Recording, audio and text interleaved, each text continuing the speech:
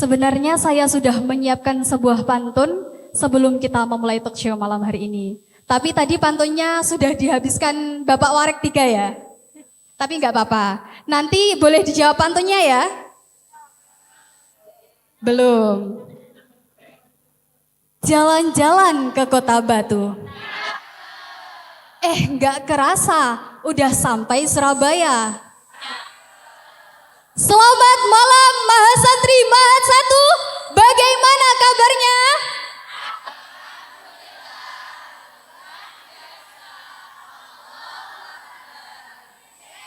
Tepuk tangan dulu untuk kita semua. Alhamdulillahirrabbilalamin. Pada kesempatan yang berbahagia ini, tak terasa kita telah berada pada puncak acara Haflatul Wada' Lihtitamid Durus Ma'had Al-Jami'ah UIN Sayyid Ali Rahmatullah Tulungagung. Senang sekali saya Diana Kurnia Dewi selaku moderator pada sesi talk show malam hari ini dengan tema meningkatkan kualitas diri sebagai upaya menjaga marwah muslimah di era digital. Bersama narasumber kita yang sangat luar biasa, beliau, mari kita sambut dengan meriah, beliau Neng Uswah Syauqi. Tepuk tangannya semua.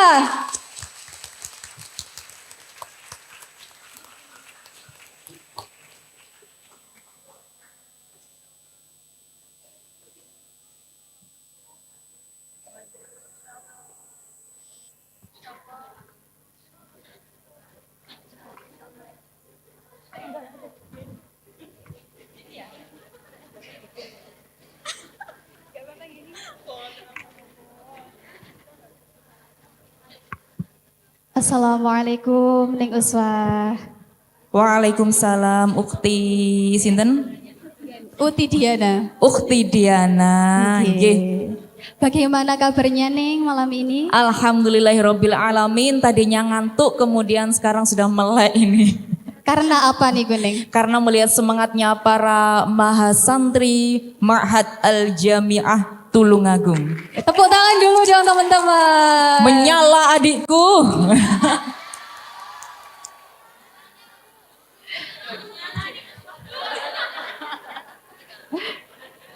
Seperti ini Neng, semangat mahasantri itu meskipun malam-malam acaranya tapi alhamdulillah tetap stay strong, semangat banget gitu. Atau kalau santri itu terbiasa melean.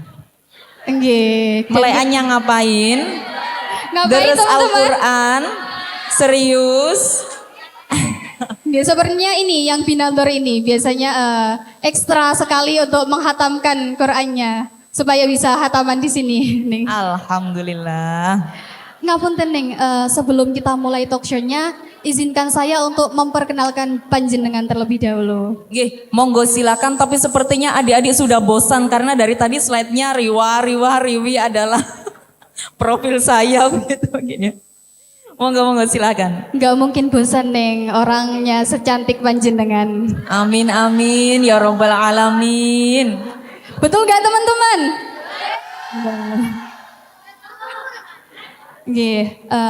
Mohon izin untuk menyampaikan CV beliau terlebih dahulu. Jadi Neng Uswah Syauqi ini memiliki nama lengkap Uswatun Hasanah. Leres Neng? Leres banget. Ngapunten Neng, kalau boleh tahu dari Uswatun Hasanah kok bisa dikenal dengan Neng Uswah Syauqi gitu, Baipun? Oh, ini asal mulanya adalah itu sebenarnya Uswah Syauqi itu nama panggung. Jadi Uswatun Hasanah, kalau Uswah itu panggilan dari dulu, dari kecil. Kemudian yang Syauqi itu diambil dari nama belakang saya, nama belakang suami. Jadi Uswah Syauqi. Jadi biar kelihatan kayak soulmate begitu ya. Suami saya kebetulan ada di belakang kayaknya. Dia menjadi kameramen. Masya Allah. Bertugas membuat konten-konten saya. Tetap dikawal dimanapun Tetap berada. Tetap dikawal. Gitu. Dia soalnya banser. Iya. Yang mana? Pada penasaran semuanya. Orangnya pakai baju putih. Kayaknya dia ngopi di bawah kayaknya. Penonton kecewa. Kita lanjut dulu gini. Jadi Ning Uswah ini merupakan anak kedua dari pasangan Buya Mas Ahmad Khalil Said dan Leres. Ibu Saidah. Nah yang menarik teman-teman, Ning Uswah ini menghabiskan masa kecilnya di PPTQ Rodotu Hobbil Quran. Jadi beliau ini adalah seorang tahfidz. Leres nih? Amin, amin. Semoga tetap mungkin. Amin. Kok bisa gitu gini? Mungkin kalau seperti kita gini, masa kecilnya itu ya dihabiskan dengan bermain. Panjenengan menghabiskan masa kecilnya di pondok pesantren Tahfidzul Quran. Kalau boleh tahu sejak umur berapa nih Kuning? Sebenarnya ini juga termasuk motivasi untuk adik-adik semuanya karena saya menghafalkan Al-Quran itu terlambat ya.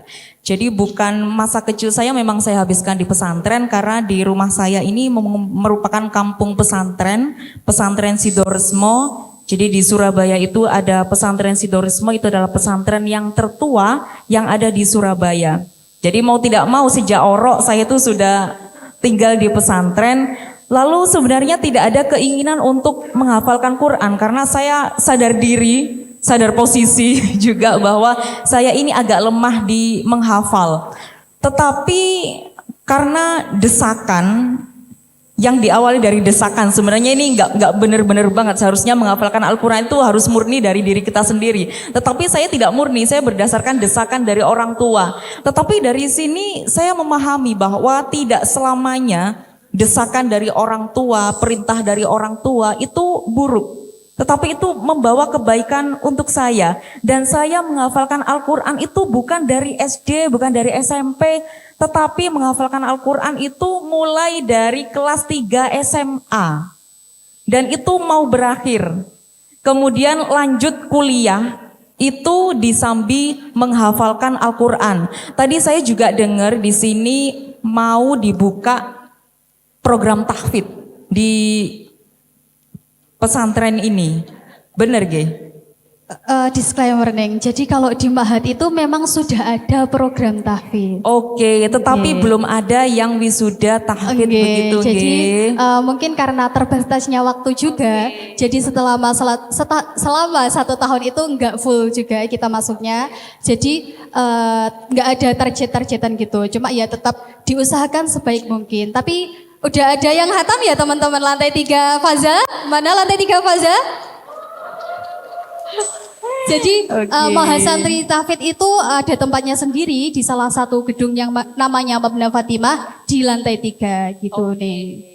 Jadi lebih ke mengalir begitu saja ya, tidak ada target khusus misalkan 3 tahun harus hafal Al-Quran begitu ya. Gini belum ada, insya Allah mungkin nanti jadi planning.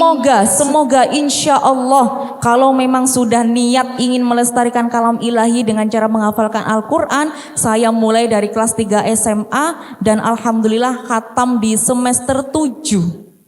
Jadi lebih dulu wisuda tahfidz Al-Quran, lalu kemudian semester 10 ini karena banyaknya waktu yang kedistraksi untuk menghafalkan Al-Quran, jadi kuliahnya itu agak terbengkalai, jadi baru wisuda S1 itu di semester 10. Tapi jangan ditiru ya teman-teman ya. Oke, mungkin saya lanjut dulu gini. Siap. Jadi seperti yang sudah beliau jelaskan, beliau ini besar di pondok pesantren, tapi juga tidak melupakan pendidikan formalnya. Terbukti beliau lulus sarjana dari IAIN Sunan Ampel gini. Leres sekarang sarjana nggih, yang sekarang UINSA di jurusan Hukum Islam. Leres ning? Leres. Tak sampai di situ, beliau juga menempuh S2-nya di mana nih gini? Universitas Sunan Di Giri. Universitas Sunan Giri Bojonegoro. Tak sampai di situ teman-teman. Jadi beliau ini juga menempuh pendidikan S3.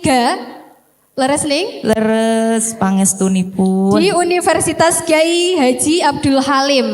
Nggih, leres Nggih, Mojokerto. Niku sudah selesai atau masih berjalan On sekarang? proses, masih On semester proses. 2. Sangat Masya Allah sekali ya. Tepuk tangan dulu dong teman-teman. Jadi status kita sama nih Kineng, sama-sama mahasiswa. Oh iya, saya juga mahasiswa. Cuma- Mahasiswa yang beranak 5. Saya masih mahasiswa S1, jenengan S-nya sudah banyak gitu. Kakean S nanti pilek. Gini. Terus seperti yang beliau jelaskan, mungkin karena ke distrak beberapa kegiatan, terus sampai mengharuskan S1-nya 10 semester gini. Iya, sebelum.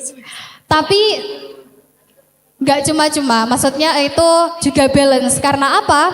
Karena pengalaman beliau ini sangat banyak sekali. Saking banyaknya mungkin nggak akan cukup waktu kita untuk membahas pengalaman beliau. Jadi mungkin saya sebutkan beberapa saja mawon gini. Jadi salah satunya beliau merupakan Kepala Madrasah Al-Quran Pondok Pesantren Al-Azhar Mojokerto sejak tahun 2012 sampai dengan sekarang. Ning Uswa juga merupakan redaktur Perempuan Membaca sejak tahun 2016 sampai dengan sekarang. Beliau juga merupakan Direktur A Plus Publishing. Bagaimana bacanya? A plus Publishing. Iya. Ngapunten.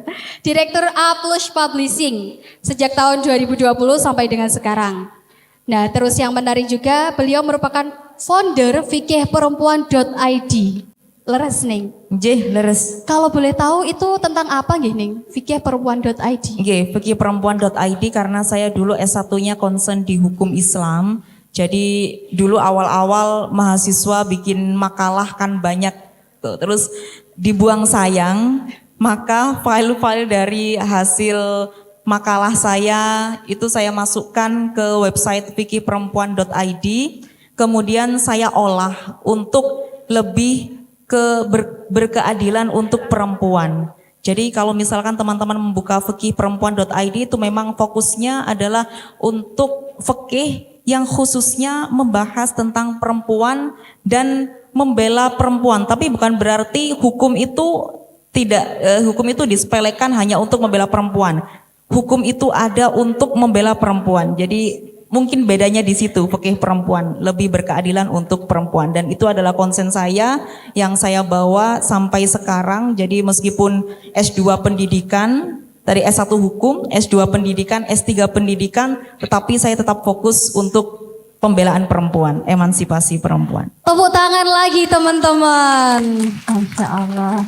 Gak sampai di situ, dengan banyaknya kegiatan, beliau itu juga masih sempat ngonten. Gini. Iya, betul. Jadi beliau itu juga aktif sebagai konten kreator di channel YouTube-nya Rundingan. Iya, betul. Kalau boleh tahu isinya tentang apa nih Kuning? Isinya itu lebih ke banyak podcast-podcast yang wawancara bersama para nawaning, pengasuh pesantren, kemudian para perempuan yang inspiratif, dan juga ada beberapa kajian yang itu selain wawancara yang saya sendiri yang tetap itu mengkaji tentang perempuan.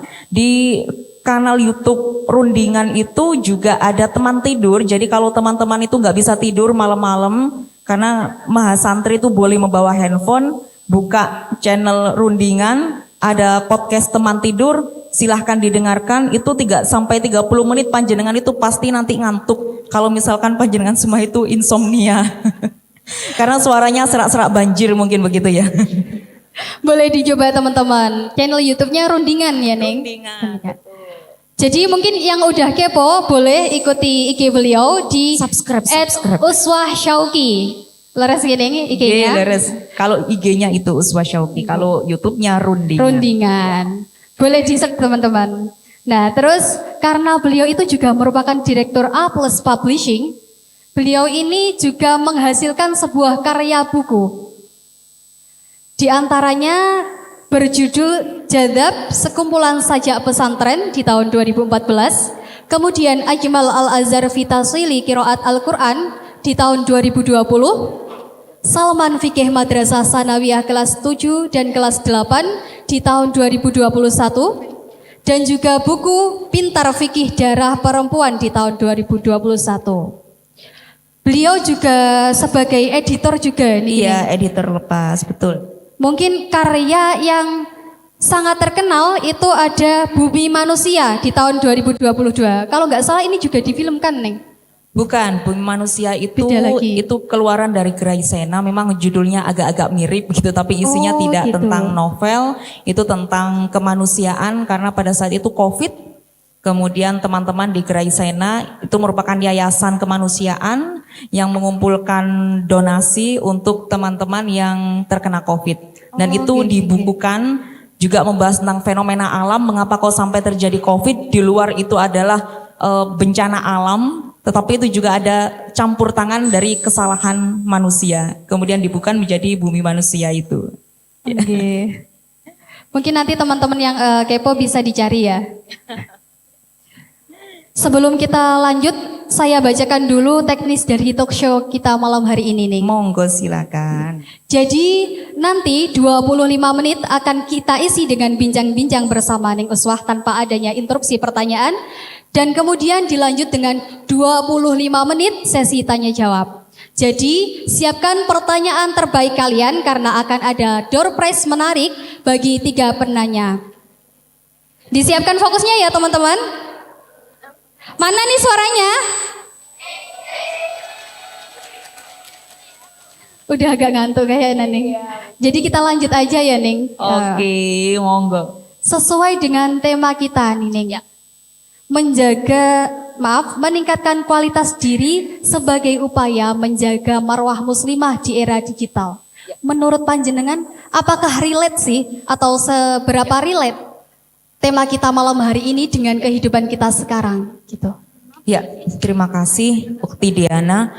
Tema yang menurut saya sangat-sangat relate sekali karena kita ini hidup di era digital. Siapa sih sekarang yang tidak kenal dengan digital? Semua itu sudah masuk era 5.0, semua sudah mengenal handphone, semua sudah mengenal internet, dan semuanya sudah mengenal media sosial. Tetapi meskipun kita itu hidup di dunia yang tidak hanya dunia nyata, tetapi juga dunia maya, saya tuh kagum sekali, apalagi di acara yang seperti ini, acara wisuda Al-Quran, kemudian haflah gitu ya, takhtiman, itu saya sangat merasa terharu sekali. Bahkan tadi mbak-mbak yang wisuda ini, para mahasantri yang wisuda Al-Quran ini, saya tuh kayak berbesmili, kayak berkaca-kaca begitu ya.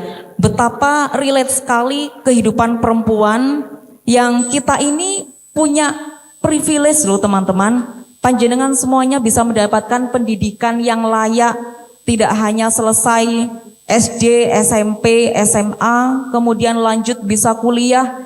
Ini adalah nikmat yang luar biasa dan ini adalah bukti bahwa muslimah ini terus eksistensi dengan ilmu dan selalu mengualitaskan dirinya sendiri. Lalu Ukti Diana, karena saya juga concern di bidang keperempuanan, jadi saya tuh sangat terharu sekali ketika ada perempuan dan juga Al-Quran. Ini sangat relate sekali. Apa yang membuat relate? Betapa Al-Quran yang kita peringati sekarang dengan wisuda telah menghatamkan Al-Quran, ini Al-Quran ini tidak jauh beda dengan sejarah perempuan. Tadi Kiai sempat menyampaikan bahwa ada istri Nabi Ibrahim itu yang merupakan pembentuk peradaban dari sisi perempuan. Perempuan di dalam Al-Quran, sebagaimana acara kita kali ini, takhtiman Al-Quran, itu sangat luar biasa teman-teman. Kalau panjenengan semuanya berhasil membacanya sampai kemudian khatam, kalau saya tidak cukup hanya dengan membacanya kemudian mengkhatamkannya. Teman-teman, betapa Al-Quran ini tidak lepas dari sejarah perempuan itu sendiri. Kalau orang-orang ngapunten, orang-orang feminis mengatakan tentang persamaan derajat antara laki-laki dan perempuan, ngomongin emansipasi pada zaman Ibu Kartini, Al-Quran sudah jauh langkahnya untuk membela kaum perempuan. Dan Al-Quran ini turun pada abad ke-7 Masehi, Ukti Diana. Abad ke-7 Masehi itu 1400 tahun yang lalu. Al-Quran sudah membicarakan tentang perempuan. Dan sejarah turunnya Al-Quran itu dilatar belakangi oleh perempuan. Bagaimana bisa perempuan dari awal kelahirannya, bukan kelahirannya, awal penciptaannya itu sudah dibahas oleh Al-Quran. Kalau kita sering mendengarkan hadis bahwa perempuan itu tercipta dari tulang rusuk yang bengkok, apakah teman-teman percaya dengan hadis ini? Tentu saja kita harus percaya, tetapi harus kita kaji ulang bahwa yang dimaksud perempuan tercipta dari tulang rusuk yang bengkok ini adalah makna yang konotatif, bukan makna yang sebenarnya. Karena di dalam Al-Quran itu dikatakan bahwa perempuan itu manusia ya ukhti Diana, meskipun pada zaman dahulu tidak dianggap sebagai manusia. Perempuan itu termasuk manusia, sedangkan manusia walaqad khalaqnal insana min sulalatin min tin. Kalau dulu dikatakan bahwa dalam hadis juga mendukung bahwa perempuan tercipta dari tulang rusuk yang bengkok, bahwa perempuan ini tercipta dari tulang rusuk Adam, perempuan ini tercipta karena adanya Adam yang sedang kesepian. Mari kita tampis semuanya bahwa perempuan ini ada, memang dikersahkan oleh Allah untuk hadir di dunia. Laki-laki dan perempuan adalah manusia, sama-sama diciptakan dari tanah. Walaqad khalaqnal insana min sulalatin min tin. Ini menangkis bahwa perempuan itu tidak diciptakan dari tulang rusuk laki-laki, tetapi perempuan itu diciptakan dari jenis yang sama dengan laki-laki. Ini kan betapa luar biasanya Allah membuktikan kepada kita semuanya bahwa perempuan itu juga dimuliakan dalam Al-Quran. Lalu itu masih dalam tingkat penciptaan perempuan. Lalu pada sisi perempuan, kelahiran perempuan, betapa pada zaman dahulu, saya nggak mau menyebut zaman jahiliyah. Ini teman-teman mahasiswa ini pasti lebih kritis. Karena kalau kita menyebut zaman jahiliyah, orang zaman dulu pinter-pinter, cerdas-cerdas. Jadi tidak dianggap zaman jahiliyah. Saya menyebutnya zaman pra-Islam. Zaman pra-Islam itu perempuan dikatakan bahwa lahirnya itu memalukan. Betapa dalam Al-Quran teman-teman kalau sempat membaca ayat ini, wa idza busyira ahadum bil untha dhalla wajhuhu musawwaddan wa huwa kadhim, bahwa perempuan itu ketika lahir pada masa pra-Islam itu dikubur hidup-hidup. Mereka merasa malu ketika perempuan itu lahir. Kenapa yang lahir bukan laki-laki? Betapa zaman dahulu itu perempuan dianggap bukan manusia, dianggap memalukan. Lebih membanggakan itu memiliki anak laki-laki, karena laki-laki adalah simbol keberanian, simbol kehebatan, simbol superior dan juga superpower. Laki-laki, tapi kalau perempuan malu sampai dia dikubur hidup-hidup. Lalu setelah Rasulullah diutus oleh Allah, maka kemudian innama bu'istu liutammima makarimal akhlak. Tidak hanya menyempurnakan akhlak kepada sekitar, tetapi juga untuk perempuan. Bahwa perempuan yang sedang lahir itu tidak boleh dibunuh hidup-hidup. Dia harus diberikan hak hidup. Bahkan perempuan harus diberikan akikoh. Lalu pada saat perempuan menemui masa balik, dalam Al-Quran juga disebutkan wa yas'alunaka 'anil mahid qul huwa adza fa'tazilun nisaa fil mahid. Mengapa kok sampai ada sahabat yang bertanya seperti ini? Ya karena pada zaman dahulu itu perempuan yang sedang menstruasi itu ditaruh di gubuk menstruasi. Mereka diasingkan dari keluarga karena dianggap bahwa perempuan yang sedang menstruasi itu pembawa sial, kotor dan juga menjijikkan, maka dia harus diasingkan ke gubuk menstruasi, lalu kemudian tangannya dikerangkeng dan diberi makan, tapi karena tangannya dikerangkeng maka perempuan ini makan dengan mulutnya. Ini pada zaman dahulu. Lalu sahabat prihatin melihat keadaan yang seperti ini, merasa kasihan, lalu ditanyakan kepada Rasulullah, wa yas'alunaka 'anil mahid, wahai Kanjeng Nabi, haid itu apa sih? Menstruasi itu apa sih? Kok sampai perempuan ini dikerangkeng di dalam gubuk menstruasi dan dijauhkan dari keluarganya? Lalu Nabi menjawab, ini kalau Nabi yang menjawab tidak mungkin dikarang. Pasti itu dari Allah, karena wa ma yantiqu 'anil hawa in huwa illa wahyu yuha. Lalu Nabi mengatakan, qul huwa adza, bahwa menstruasi atau haid itu adalah kotoran. Ini adalah ada beberapa tafsir ini. Yang pertama dikatakan haid itu adalah kotoran. Yang kotor itu darahnya, bukan orangnya. Maka jangan diasingkan perempuan ini. Nah, kalau kita misalkan sekarang sedang menstruasi, kemudian diasingkan, siapa yang mau? Dianggap menjijikkan, dianggap yang menyentuh, kemudian bikin cepat basi. Kan masih ada, zaman sekarang pun masih ada yang seperti itu. Lalu tafsiran yang kedua, qul huwa adza. Adza ini adalah artinya sesuatu yang menimbulkan rasa sakit. Lah ini teman-teman yang sedang menstruasi pasti pernah mengalami hal ini. Adza. Kalau sedang haid ada PMS, premenstrual syndrome. Sebelum menstruasi aja sudah kadang merasa nyeri begitu ya. Betul sekali. Iya betul kan.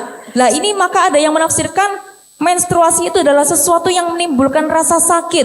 Maka fa'tazilun nisa fil mahid.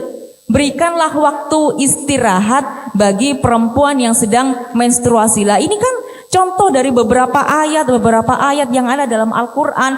Ini sangat mengapresiasi pengalaman biologis perempuan. Ini sangat luar biasa sekali, Ukti Diana. Dan kita pada saat ini hidup di era digital yang sudah tidak ada pengekangan ketika menstruasi, dan kita ini harus terus mengkualitaskan diri kita secara terus menerus. Karena Islam pada zaman dahulu abad ke-7 Masehi sudah memerintahkan kita untuk mengualitaskan diri kita. Muslimah sudah dikualitaskan oleh Allah. Tinggal kita yang hidup di abad 21 ini mengualitaskan diri kita sendiri sebagai respon bahwa kita adalah muslimah yang taat, yang mampu mengualitaskan diri kita sebagaimana Allah mengualitaskan muslimah pada masa dahulu. Mungkin seperti itu.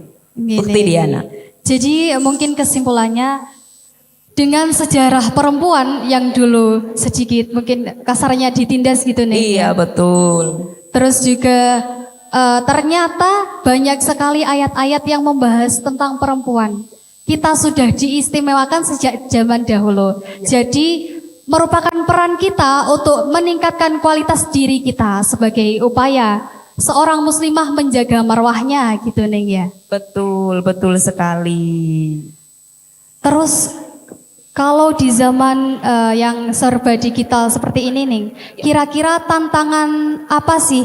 Tantangan terbesar seorang muslimah dalam menghadapi era digital menurut panjenengan pripun nih? Iya, terima kasih. Karena sekarang yang masuk di era digital itu tidak hanya orang-orang yang umum, begitu ya. Mungkin pada zaman dahulu santri itu tidak pernah terjamah digital, tidak pernah terjamah media sosial. Makanya dulu itu sampai dibikin kayak dibikin bully-bulian bahwa ngaji iku nanggone kiai, ojo nanggone Google.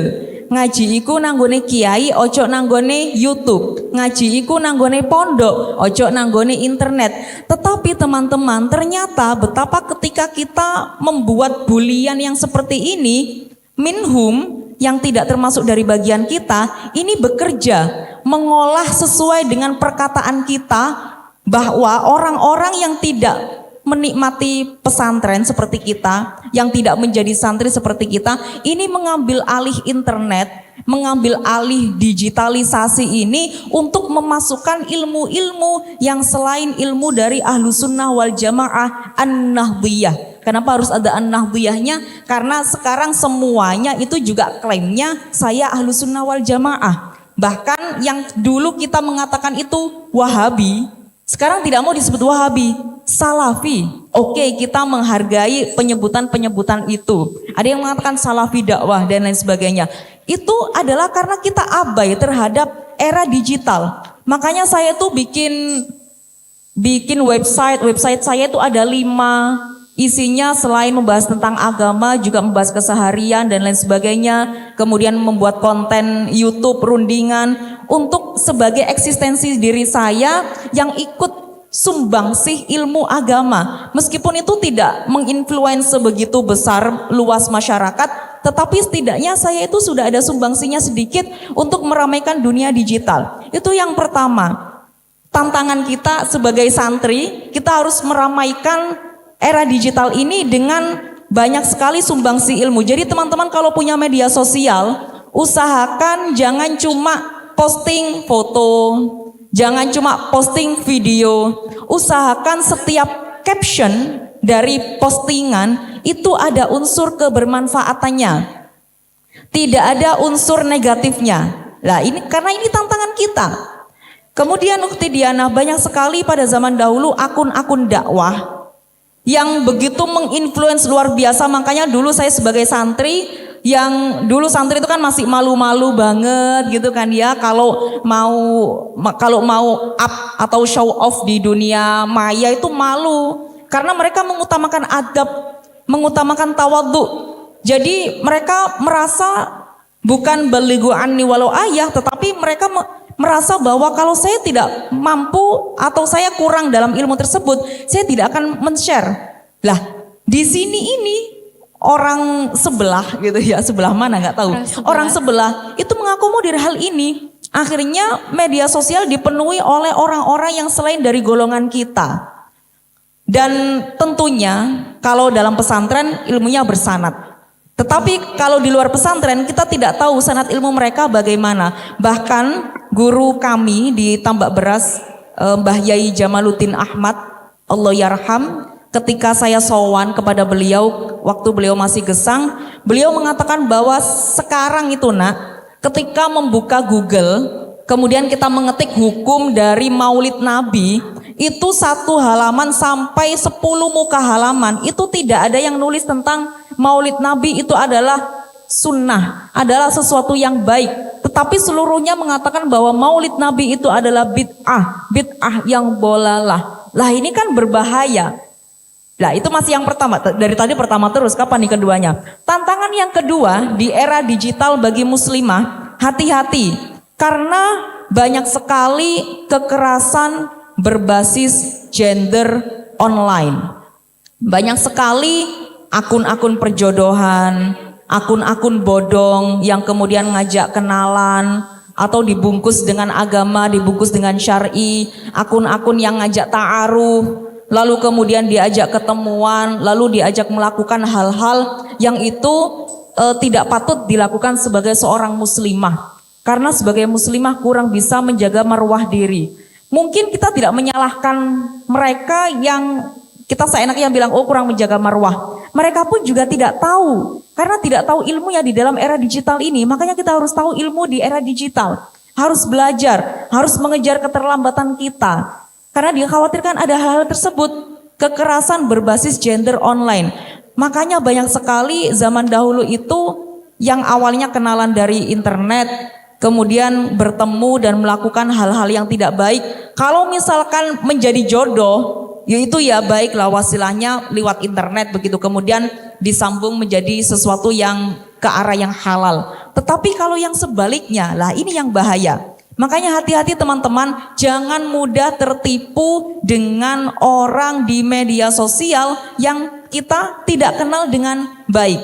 Terkadang sudah kenal baik pun, kemudian dia muncul di media sosial, dia menjadi sosok yang berbeda. Meskipun di dalam media sosial itu adalah kamu adalah apa yang kamu tulis.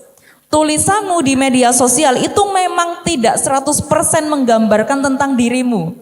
Captionmu, postinganmu di media sosial, statusmu di media sosial itu tidak menggambarkan 100% tentang dirimu. Tetapi setidaknya 70%. Makanya lebih hati-hati lagi ketika kita bermain media sosial atau menulis apapun di era digital. Itu adalah tantangan yang kedua. Tantangan yang ketiga, dan ini adalah fenomena yang hampir banyak sekali terjadi terutama di kalangan kita para santri. Jadi mohon maaf ya teman-teman ya, Ukti Diana terutama moderator dan juga para hadirin di sini, adik-adik, kita sebagai orang pesantren yang mondok itu cukup terbahagiakan karena sekarang fenomena gawagis dan juga nawaning yang hadir di media sosial ini turut menghiasi dunia digital. Zaman dulu banyak sekali kiai-kiai dari Minhum. Zaman dulu banyak sekali masyayikh atau guru-guru di luar Aswaja. Tetapi sekarang kita cukup bahagia, cukup seneng banget.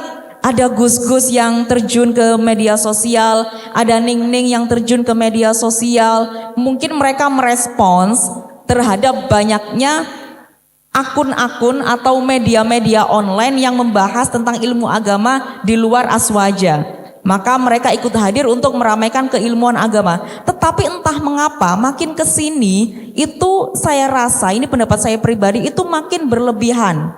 Bahkan mereka mengagung-agungkan para pengasuh pesantren, gawagis atau nawaning ini dengan ta'assub. Ta'assub itu terlalu berlebihan dalam memuja dan juga memuji. Sampai-sampai kalau petunjuk kita ini adalah Al-Quran dan juga hadis, sekarang petunjuk bagi para follower pengguna media sosial terutama Instagram adalah quote para gawagis dan juga quote para nawaning. Kemudian ada banyak sekali gawagis dan juga nawaning yang ini ikut hadir di media sosial justru oleh follower-follower mereka dibanding-bandingkan. Oh, jangan sama Gus ini kurang baik, sama Gus ini aja. Wah, ini Gus ini gak asik nih. Ah, ini public speakingnya jelek nih, mending sama Gus ini saja. Oh, Ning ini gak asik nih. Oh, Ning ini followernya sedikit, Ning ini followernya besar, Ning ini lebih enak, Ning ini lebih cantik dan lain sebagainya.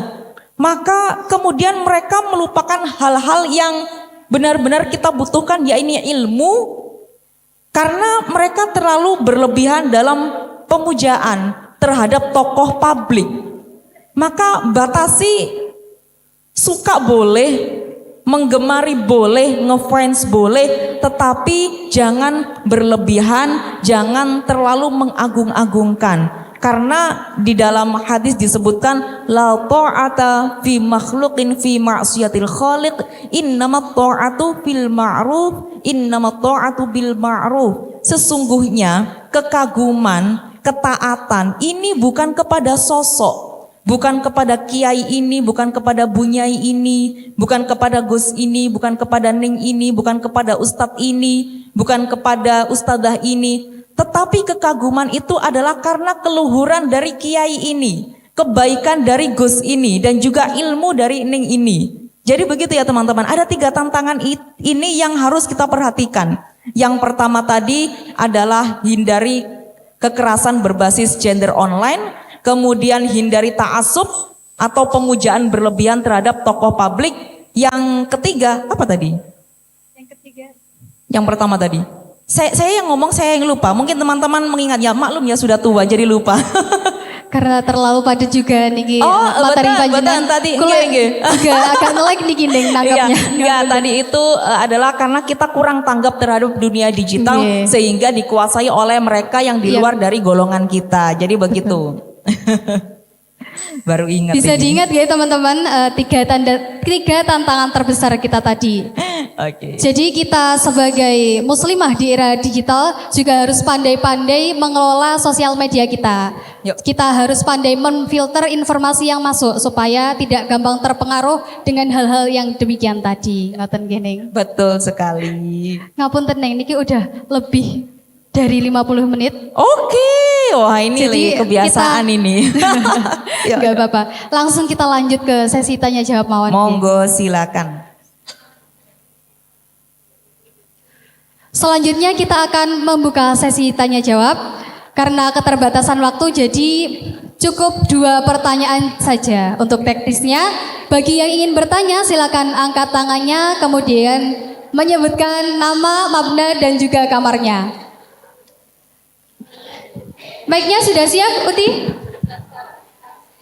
Sabar, belum. 2 pertanyaan saja ya teman-teman. Monggo yang mau bertanya. Diturunkan dulu tangannya. Nanti saya hitung 1, 2, 3 terus diangkat tangannya ya. Yang mau bertanya bisa dimulai 1. Belum. 1, 2, 2,5, 3. Mana di yang duluan? Mana di yang sebelah sini tadi kayaknya Uti? Disebutkan nama, kamar dan juga maknanya. Nama Ahmaduddin Nur Hayati, Mabana Khadijah, kamar 207.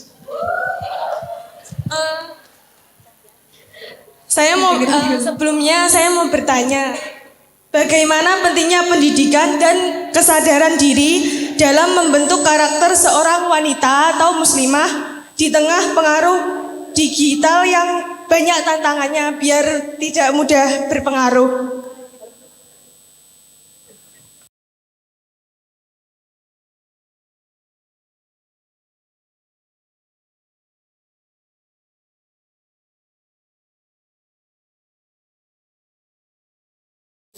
Ditampung dulu, monggo. Ditampung dulu. Lanjut ke Terima pertanyaan kedua. Belum. Saya hitung lagi ya. 1, 2, 3. Yang mana Ti? Ganti Ti, yang sini tadi udah. Ganti Faza. Oh ya udah, ganti yang Mamda Fatimah. Wes aku. Yang lainnya nanti bisa di belakang layar ya, atau DM Ning Uswah mawon Ning. Boleh. Monggo. Terima kasih waktunya. Perkenalkan, nama saya Sania Apriliana Melisa Putri dari Faza Kamar 109. Untuk Ning Uswah. Ning Uswah Syauqi. Punten.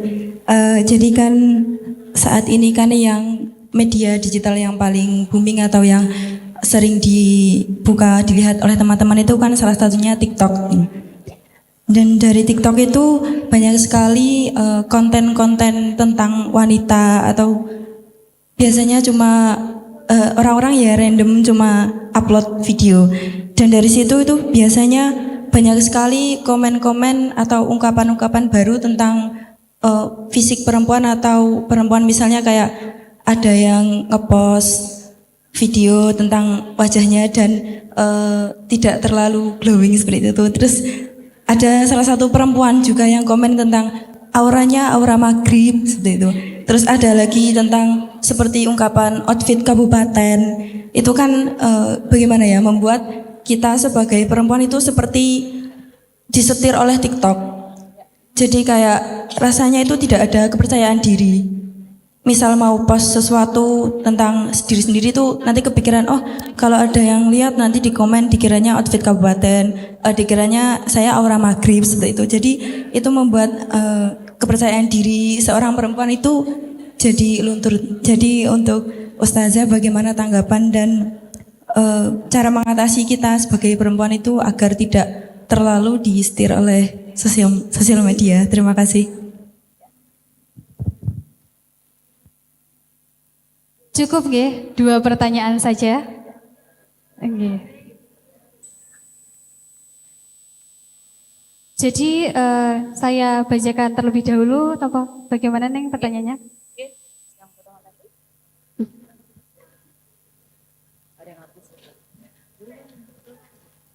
Mboten Neng.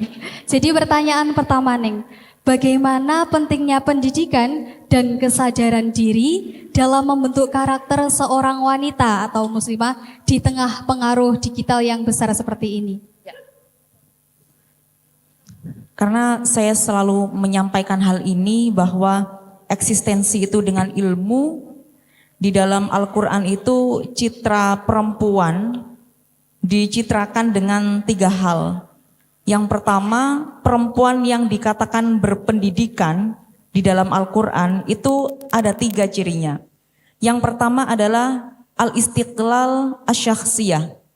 Perempuan ini memiliki kemerdekaan dalam menentukan sisi-sisi pribadinya. Jadi sebagai perempuan itu kita memiliki otoritas penuh pada diri kita untuk memilih mana yang benar dan juga mana yang salah, bisa membedakan mana yang baik, mana yang tidak baik. Dan hal ini bisa kita dapatkan caranya adalah dengan menempuh pendidikan terlebih dahulu. Karena ilmu itu adalah suatu keniscayaan. tidak bisa ditawar. Berpendidikan itu harus. Tidak harus sekolah, tetapi harus berpendidikan. Sekali lagi, tidak harus sekolah S1, S2, S3, tidak harus mendapatkan gelar untuk bisa berpendidikan. Karena yang disebut berpendidikan ini adalah tidak hanya mengetahui sesuatu, karena ilmu itu alima ya'lamu ilman, mengetahui. Tetapi harus diiringi dengan akhlak. Nah, ini yang dinamakan berpendidikan. Makanya sering banget kan dikatakan bahwa orang yang sekolahnya tinggi atau pendidikannya tinggi itu tidak mesti adabnya baik. Bahkan dikatakan bahwa adab itu lebih utama daripada ilmu. Tapi harus hati-hati juga dengan kalimat ini. Karena kalau kalimat ini dilontarkan hanya untuk membuli atau menyindir orang yang berilmu, sedangkan dia tidak berilmu, maka dia tidak layak untuk mengatakan al-adabu fauqal ilmi. Jadi al-istiqlal asy-syakhsiyah, ketika perempuan ini mengetahui ilmunya, maka dia bisa menentukan, bisa memutuskan sesuatu dengan kesadaran penuh yang didasarkan dengan ilmu. Karena banyak sekali dari perempuan yang terkadang masih kebingungan untuk menentukan bagaimana nanti dirinya. Untuk menentukan cita-citanya saja perempuan masih bingung.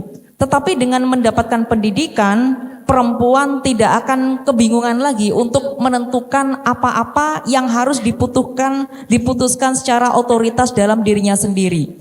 Yang kedua, citra ideal perempuan muslimah dalam Al-Quran adalah al-istiqlal al-iqtisadiyah, yakni perempuan yang mandiri secara perekonomian. Nah, perempuan yang mandiri secara ekonomi ini, saya pernah ditanya ya, kemarin itu ada yang tanya pada saya, kalau ada perempuan yang sudah berdaya, sudah bekerja, kemudian dia bisa menghasilkan dirinya sendiri, perekonomian mereka cukup, lalu mereka tidak membutuhkan pasangan dan tidak ingin menikah, ini bagaimana nih? Saya menjawab bahwa perempuan, ini baru saja saya upload di media sosial saya, perempuan meskipun dia ini perempuan yang lajang, perempuan yang sedang menikah, perempuan yang sudah pernah menikah, perempuan yang tidak ingin menikah, kan ada fenomena takut menikah, fenomena tidak mau menikah, tapi apapun itu keputusan panjenengan yang diputuskan dengan kesadaran penuh bahwa perempuan harus tetap berdaya secara perekonomian. Apalagi perempuan yang sudah menikah, dia harus tetap berdaya secara ekonomi. Karena bisa jadi perempuan itu menikah dengan laki-laki yang baik, lalu kemudian tapi sayang dia tidak cukup perekonomiannya. Nah, beruntunglah perempuan yang menikah dengan laki-laki yang cukup secara ekonomi, kemudian dia baik, tetapi kemudian dia pelit dengan istrinya. Wah, ini bagaimana nasib si perempuan ini? Atau perempuan menikah dengan laki-laki yang baik, kemudian laki-laki yang dermawan, yang secara perekonomiannya baik, tetapi kemudian dia tidak setia. Bagaimana nanti kelanjutan hidupnya si perempuan ini? Atau perempuan menikah dengan laki-laki yang baik, yang dermawan, yang kaya, yang juga setia, tetapi malah tidak panjang umur. Nah, lalu bagaimana dengan perempuan? Maka inilah perempuan harus tetap berdaya dengan dirinya sendiri. Ini yang disebut al-istiqlal al-iqtisadiyah. Kemudian al-istiqlal as-siyasah. Perempuan harus mandiri secara politik. Politik ini tidak terputus kepada pemilu, partai, pilgub, pilkada, pencalekan, tidak. Tetapi mandiri secara mandiri secara politik, ini kita harus bisa memanage kehidupan kita sendiri. Nah, teman-teman, lalu bagaimana bukti bahwa perempuan yang berpendidikan itu untuk eksistensi dirinya di dunia digital sekaligus untuk menjaga marwahnya, begitu ya? Maka jangan sampai pendidikan yang kita miliki ini justru menjerumuskan kita di era digital. Menyambung pertanyaan yang kedua tadi, bagaimana kalau di TikTok itu sampai takut posting karena sekali posting komentarnya itu luar biasa. Yang pertama itu mental harus dijaga, mental harus selalu dipelihara. Karena kalau kita mau upload apapun di media sosial, itu kita turunkan ekspektasi kita bahwa tidak semua manusia itu mencintai kita, tidak semua orang itu menyukai kita. Kita sempurna, kita tidak sempurna, itu pasti akan saja ada yang membicarakan kita. Jadi turunkan ekspektasi dan juga besarkan mental kita. Apalagi kalau kita mau ngupload untuk kesenangan. Apalagi yang lebih penting, ngupload untuk tujuan dakwah. Ini memang banyak sekali tantangan terutama bagi pendakwah di era digital. Contoh yang viral baru-baru kemarin, ada seorang pendakwah yang sabaqul lisan, yang dia itu tidak sengaja mengatakan hal yang kurang menyenangkan untuk didengar dari salah satu tokoh publik. Lalu kemudian namanya naik, kemudian dibully dimanapun, di media sosialnya dibully dan lain sebagainya. Padahal dia sumbangsihnya di dalam dunia dakwah itu luar biasa sekali. Betapa orang lain itu tidak peduli dengan kebaikan-kebaikan kita. 1000 kebaikan yang kita persembahkan itu akan mudah dihancurkan oleh satu kesalahan yang kita tidak disengaja. Bahkan itu sabaqul lisan. Makanya bagaimana sih caranya kita menjaga marwah kita di media sosial ini? Kita tidak usah muluk-muluk, tidak usah bercita-cita menjadi influencer, menjadi selebgram, menjadi apa. Yang penting kita ini bisa bermanfaat. Makanya ada banyak sekali konten kreator itu yang stuck, dia tidak bisa menghasilkan viewer yang banyak. Padahal isinya itu bagus-bagus. Ada YouTube yang ceramahnya itu bagus-bagus, tetapi minim yang lihat. Masih kalah dengan podcast-podcast yang mengumbar aib yang ditonton jutaan orang. Yang dipertontonkan aib itu lebih menarik daripada dakwah yang mengandung ilmu. Ini adalah tantangan kita. Marwah kita, yang penting kita sudah ada niatan untuk berdakwah, niatan untuk eksis di media sosial, eksis di era digital dengan tidak mengumbar hal-hal yang buruk, hal-hal yang negatif. Di dalam penjagaan marwah ini meskipun di dunia maya ataupun nyata sama. Dalam Al-Quran ini ada konsep ghaddul basar. Ghaddul basar ini bukan ghaddul uyun, bukan menundukkan mata sehingga tidak mau melihat hal-hal yang di luar kita, misalkan melihat lawan jenis kita, tidak. Ghaddul basar ini adalah menahan atau mengontrol cara pandang kita. Agar ketika kita melihat lawan jenis, kita melihat media sosial yang itu ada lawan jenis yang sekiranya itu menarik, kita mengontrol cara pandang kita dengan menganggap mereka ini tidak hanya makhluk biologis.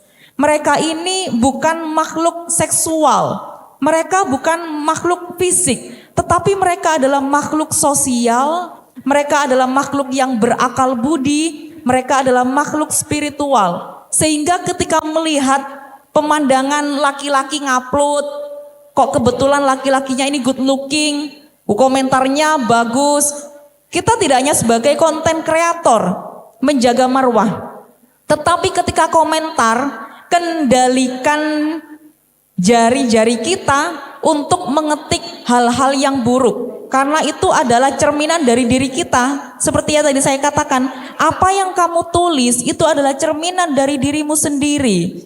Apa yang mereka tulis itu adalah cerminan dari mereka sendiri. Makanya kalau misalkan mental kita belum kuat, kalau ada komentar yang buruk, hapus. Sesimpel itu, semudah itu. Karena komentar buruk itu juga biasanya itu ketok tular. Ada yang satu komentar, ketahuan komentar jelek, kemudian yang lain, oh kok dibiarkan komentarnya, kemudian sampai ada yang menjawab, nge-reply sampai panjang, sampai ratusan, berdebat sendiri di media sosial. Kalau misalkan kita tidak berkenan dan mental kita belum sekuat mental-mental orang lain yang sudah kuat, mental baja, hapus saja. Kalau perlu blokir, tidak masalah. Media sosial itu diciptakan dengan fitur hapus, fitur edit, fitur blokir ya untuk mengatasi adanya hal-hal yang seperti ini demi kesehatan mental kita. Mungkin begitu, Ukti Diana. Berarti Niki sampun menjawab 2 pertanyaan sekaligus. Yes, apakah ada feedback atau kurang puas atau bagaimana? Monggo silakan feedbacknya. Bagaimana teman-teman? Apakah sudah menjawab pertanyaan kalian? Sudah.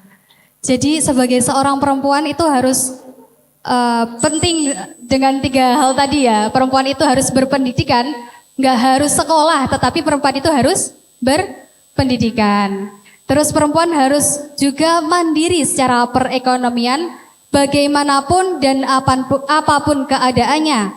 Kemudian perempuan juga harus mandiri secara politik. Betul sekali. Dan bagaimana cara kita menyikapi komentar negatif di sosial media? Nah, kita harus menurunkan ekspektasi kita dan juga meninggikan atau membesarkan mental kita gitu, Neng. Dan juga jangan lupa teman-teman, di sosial media itu ada fitur hapus komentar, ada fitur blog, jadi bisa dimanfaatkan. Jangan dieman-eman kesehatan mentalnya, jadi jangan terlalu overthinking gitu. Akan ada selalu komentar negatif, akan ada orang-orang yang tidak suka dengan kita, tapi kita tidak perlu memenuhi ekspektasi mereka, betul Neng? Niki waktunya sudah Ya, habis, Ti. ya, dan sudah malam, Udah lebih teman-teman dari mungkin sudah 25 capek menit sudah ya. dari Ba'da Maghrib nih gini. Yes, sudah dari tadi nih. Sebenarnya Niki antusiasme teman-teman luar biasa sekali. Sangat banyak yang ingin bertanya, tapi karena terbatasnya waktu kita, jadi kita sudahi dulu talk show kita malam hari ini. Sebelum itu, mari kita dengarkan closing statement dari Neng Uswah. Ya, teman-teman, kemarin saya ngaji kitab Azwaja yang membahas tentang istrinya Sayyidina Ali. Di situ saya menemukan sebuah hadis yang sangat indah sekali, bahwa perempuan, jadi ini adalah hadis yang isinya merupakan nasihat Sayyidah Fatimah, nasihat Rasulullah kepada Sayyidah Fatimah, bahwa ya Fatimah ayyumamro'atin, jadi Kanjeng Nabi itu menasihati Fatimah, wahai Fatimah, perempuan, setiap perempuan yang tidak mendukung perempuan, yang menjegal perempuan, maka Allah mengharamkan dia dari meminum di telaga Kausar. Artinya apa? Perempuan harus dukung perempuan. Kita semua yang ada di pesantren, banyak dari kita ini harus saling bekerja sama dalam pesantren. Perempuan harus dukung perempuan. Perempuan kalau ada yang maju, beri dia tepuk tangan. Perempuan tidak boleh dijegal. Karena perempuan yang menjegal perempuan yang lainnya, maka dia diharamkan untuk masuk surga. Dan ini adalah nasihat dari Rasulullah. Ternyata Rasulullah itu sangat-sangat mendukung perempuan. Maka teman-teman, teruskan perjuangan Rasulullah dalam melindungi dan juga menghormati perempuan, karena Nabi juga mengatakan ma akraman nisa illa karim wa ma ahanahunna illa laim. Tidak dikatakan terhormat orang yang tidak menghormati perempuan, dan orang tersebut termasuk orang yang hina ketika dia merendahkan perempuan. Terima kasih, Ukti. Tepuk tangan dulu teman-teman.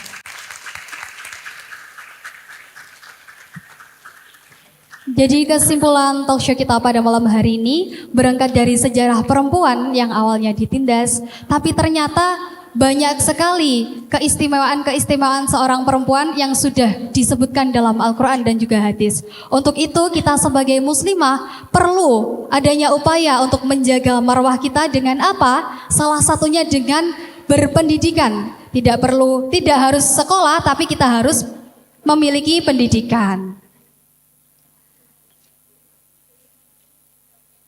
Dan akhirnya sampailah kita pada penghujung acara talk show. Terima kasih kami ucapkan kepada narasumber kita Ning Uswah. Sembah nuwun sangat rawuh nggih Ning. Terima kasih juga untuk teman-teman yang tetap stay dan tetap melek.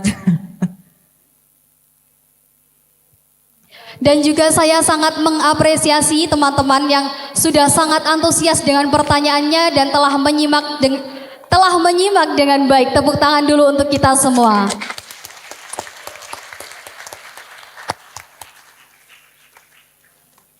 Sekali lagi terima kasih banyak Ning dan teman-teman semua.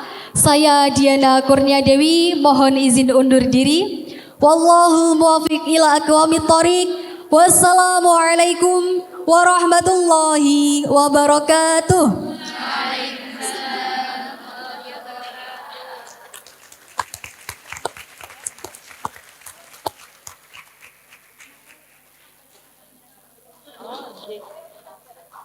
Setelah ini akan ada sesi penyerahan sertifikat dan juga foto bersama.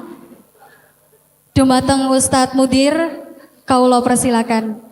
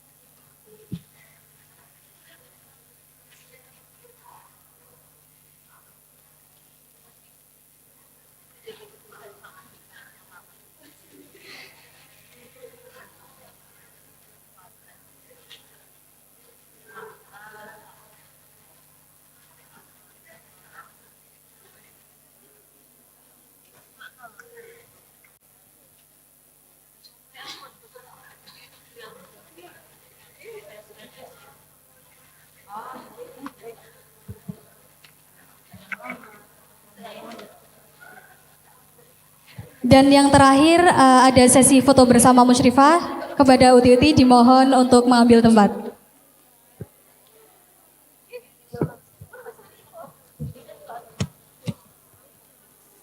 Monggo Uti-Uti.